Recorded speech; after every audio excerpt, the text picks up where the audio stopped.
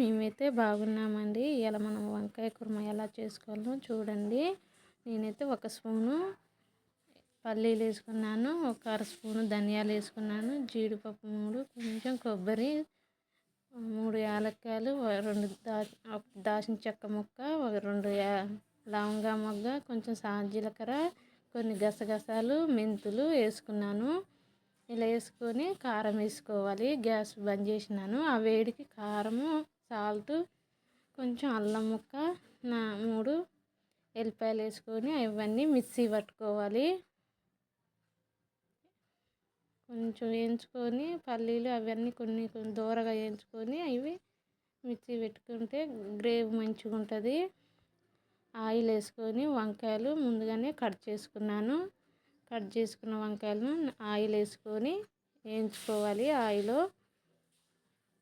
ఇలా వేయించుకొని పక్కన పెట్టుకోవాలి. అదే కళాయిలో ఇలా వేయించుకోవాలి. అదే కళాయిలలో కొన్ని పోపు గింజలు వేసుకోవాలి. కట్ చేసుకున్న పచ్చిమిర్చి, కొంచెం కరివేపాకు, కొన్ని ఆనియన్స్ వేసుకోవాలి. మగ్గినాక పసుపు, మిక్సీ పట్టుకున్న పేస్ట్, ఇందాక వేయించిన పౌడరు ఇలా మిక్సీ పట్టుకొని గ్రేవీ నూనె పైకి తేలిన తర్వాత కొంచెం 2 స్పూన్ల పెరుగు వేసుకోవాలి. ఇలా కలుపుకోవాలి మంచిగా, ఉండలు లేకుండా. కొన్ని వాటర్ పోసుకోవాలి.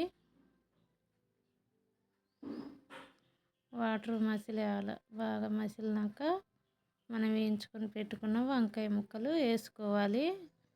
మసిలేటప్పుడు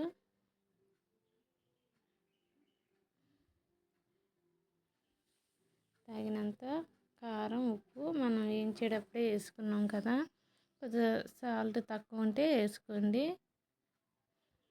లాస్ట్లో కొత్తిమీర వేసుకుంటున్నాను.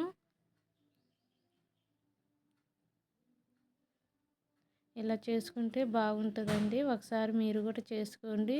మీరు కూడా ఎలా చేసుకున్నారో నా కామెంట్లో చెప్పండి. చిన్న లైక్ చేయండి.